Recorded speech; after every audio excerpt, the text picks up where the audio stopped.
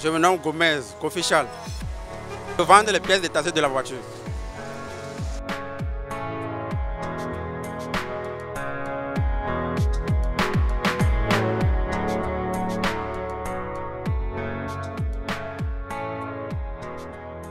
Bien sûr que oui, il y a des risques. Des fois, les gens nous insultent que de quitter ou bien d'aller ouvrir boutique. Des fois, les gens nous encouragent. Et en plus, des fois, les gens nous empêchent de vendre. On peut conduire la voiture sur toi. C'est toi-même qui dois être vigilant. Sinon, on va te ramasser. Moi, c'est Bodé Taoufik, commerçant, bon, revendeur des casques à moto à Ido-Gomedjouane. Il y a des risques. Nous prenons des risques, mais bon, il y a Dieu, c'est Dieu. Et nous avons aussi les yeux ouverts parce que nous sommes au rond-point, on ne doit pas dormir.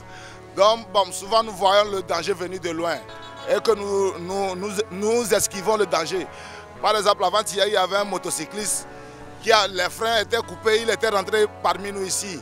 Si on ne s'était pas levé courir, il allait nous ramasser. Donc c'est la vigilance qui fait que nous sommes toujours ici. C'est ça. Et moi, c'est Goka Clarisse. Je suis au point de vente de Canal+.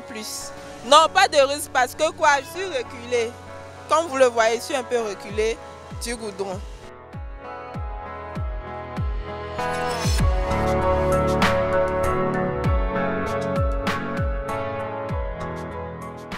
Je me nomme Sewa Kofi Josué. Je suis commerçant, je vends les chaussures en cuir au rond-point Douane. Il n'y a pas de risque. Ce que nous vendons, c'est légal et puis nous, on n'est pas aussi proche du rond-point que ça. Là où nous sommes, là, il n'y a pas de risque d'accident. Bon, moi c'est Tambadja Nabil. Bon. C'est mon ami qui s'est débrouillé avec les marchandises. Ça, ce matin, j'étais à la maison avec lui. Mais ça ne marche pas. Il m'a fait signe de venir l'aider et qu'on soit ensemble ici pour voir au retour, ça va être quoi à moi aussi. Pas se mentir, nous-mêmes on voit ça, mais on ne va jamais refuser, c'est Dieu. Donc, celui qui est un orphelin est toujours né avec Dieu. Donc on prie Dieu qu'il faut que les dangers soient à côté.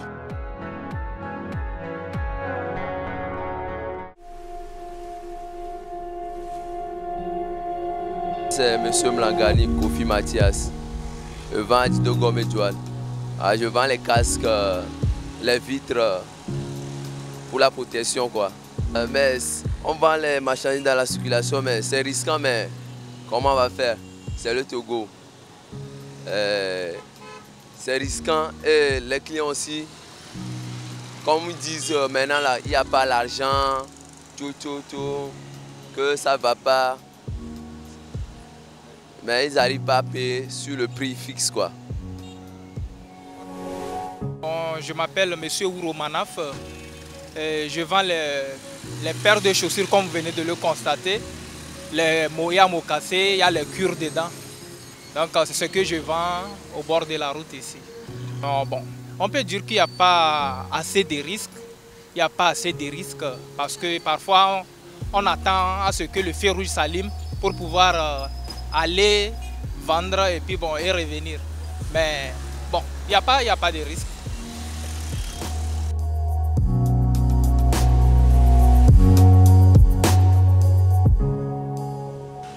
Bon, on se débrouille quand même. Là, lorsque nous venons, bon, nous sommes au rond-point et nous avons un accord avec la mairie. Et c'est ce qui nous permet de vendre, bon, de nous débrouiller au niveau des feux rouges. C'est là-bas, nous aussi, on trouve de quoi manger.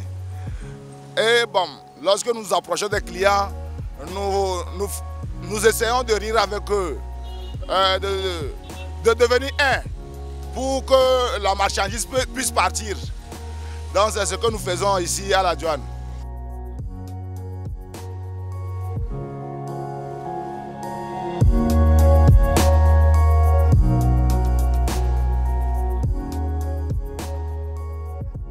Mais en fait, pour moi, là, c'est le commerce qui m'intéresse. C'est le commerce qui m'intéresse. C'est pour ça que je me suis lancé dans cette activité-là.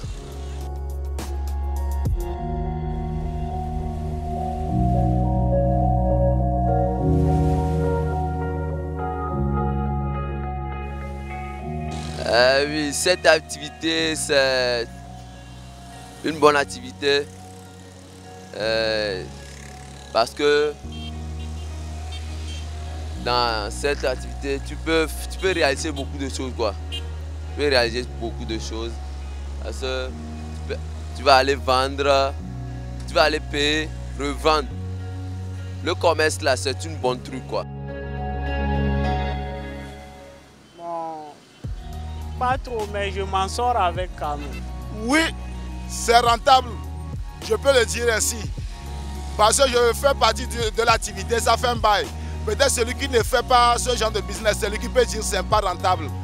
Sinon, c'est rentable parce que je suis là-dedans, ça fait un bail. C'est ça qui me permet de payer mon loyer, de m'habiller, de payer du savon et tout. Donc, je peux dire, bon, plus ou moins, au Togo, on dit qu'il n'y a pas de travail, mais il faut aussi sortir et se débrouiller. Nous, on se débrouille, mais on sait que ce que nous on trouve là, nous aussi, on peut se compter parmi les fonctionnaires. C'est ça. Très bien.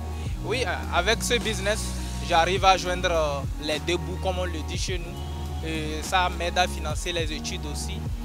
Et aussi à faire ce que je veux avec cette somme. Positivement, si vous le permettez.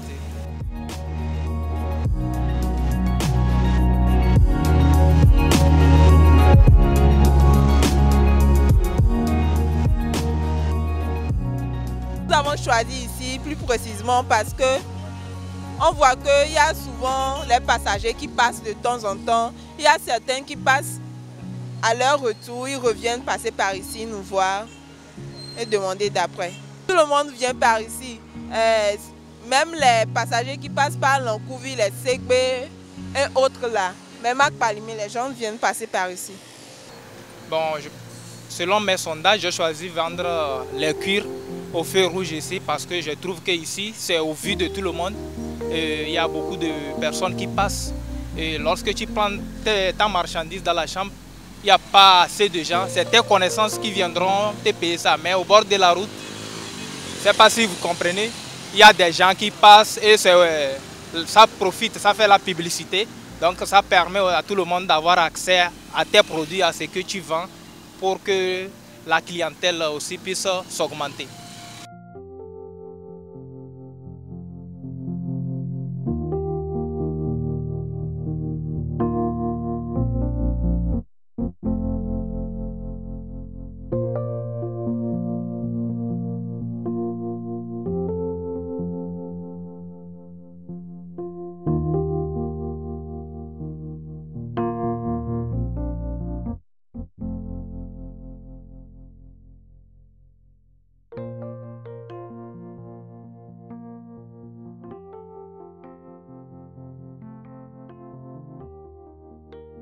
Je m'appelle Abdul Wahab Ango. Je suis vendeur de pommade des cheveux. Je vends ça dans les circulations. C'est la pommade seulement je vends. Et je remercie Dieu. Je vends ça bien et les gens, les clients et les clientes achètent ça bien. Moi-même j'utilise. Et c'est ça qui vont pousser, qui sont poussés mes cheveux.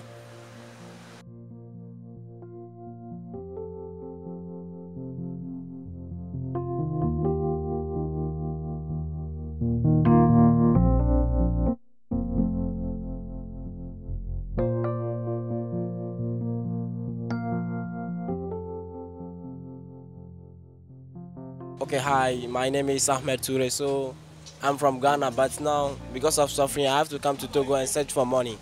Because if I don't search for money, life is very struggle. I have to struggle hard to make my living. My parents are dead, so I have to come and sell this cola nut. If not, nothing will happen. Even school, I have dropped out because of this dog. If I say I want to go to school, no one to support me, so this is what I can do to survive. So this is what I have to tell you people. Goodbye.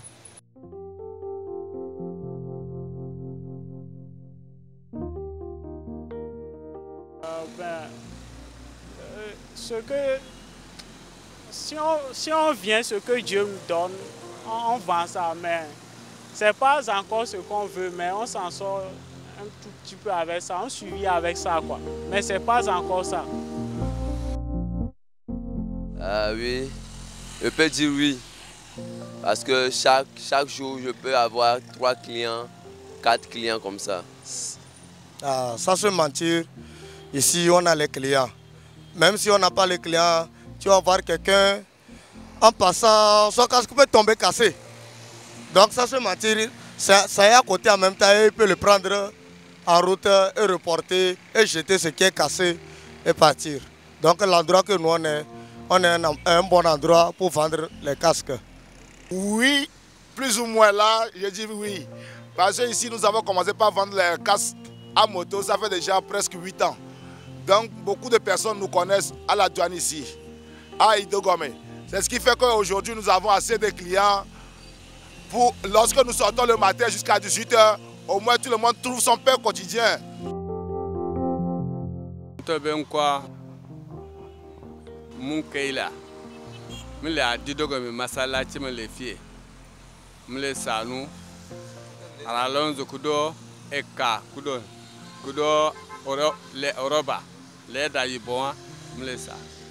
Kudo kile mle sano maleke ka mle sano sa fifi amba le zona neno sa walumuno na fie akaka enu akaka trome mja ko 50,000 wa 30,000 fifi amle na fie akaka enu ke mja ko memu 25,000 nous ça le cesse.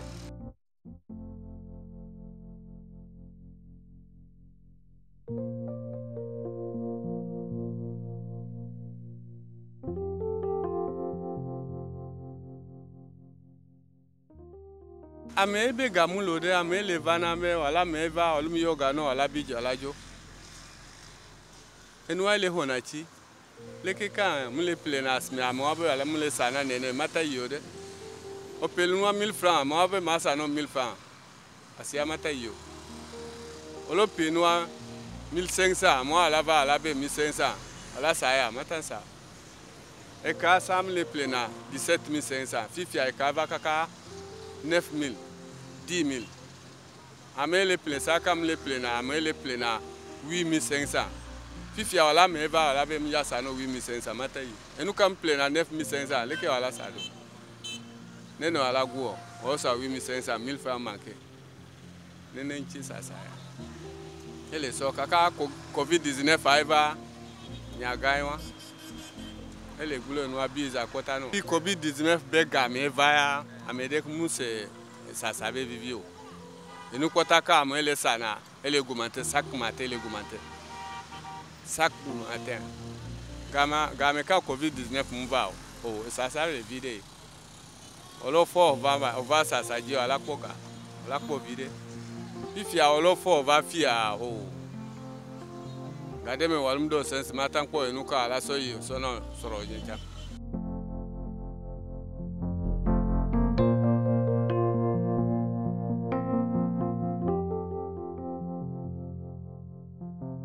Bien sûr que oui.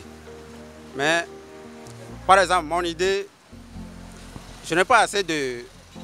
Par exemple, je suis conducteur de machine, je conduis bulle. Mais c'est le travail du gouvernement. Et je n'ai pas l'argent de diplôme. Donc, je fais le travail là pour chercher l'argent de carte d'identité et pour chercher l'argent de diplôme aussi. Après ça, je peux laisser ça. C'est ça mon idée.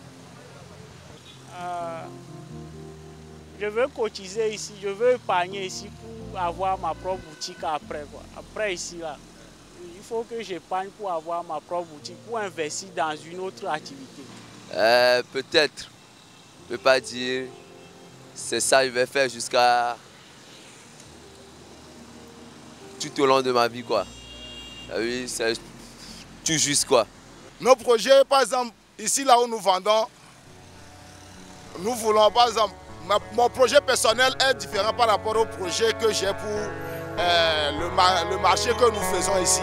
Pour le marché que nous faisons ici, moi j'aimerais que l'État ou bien la mairie puisse amener des conteneurs ou bon, des choses pour permettre à la jeunesse de ne plus s'exposer dans la route, sur les feux rouges et au moins que la jeunesse soit à côté de la route, quoi, un peu protégée. Pour que prochainement, demain, lorsqu'on vient, on serait plus sur un parasol, mais dans un kiosque ou bien quelque chose, nous allons payer aussi. Pour que l'évolution, pour que le pays aussi soit bien évolue pour que l'évolution soit là, quoi. Mon projet de mon avenir, être quelqu'un de bien, être un conseiller et chercher à évoluer mon pays comme le Togo. J'ai beaucoup de projets. Actuellement, moi je suis un étudiant en master, première année de droit. Donc je peux dire que cette activité c'est juste un passe-temps. Mais bon, c'est créatif, ça rapporte. Mais j'ai beaucoup de projets en tête. Pourquoi pas multiplier cette activité que je suis en train d'entreprendre aujourd'hui à un grand magasin. Je ne sais pas si vous comprenez. Donc, sinon j'ai beaucoup d'ambition dans la tête, mais on est entre les mains de Dieu, on verra ce que l'avenir nous réserve.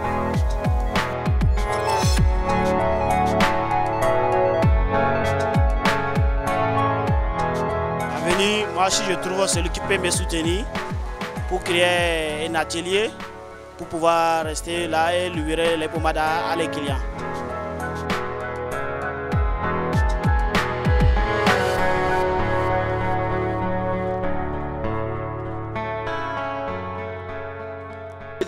Débrouiller n'est pas voler.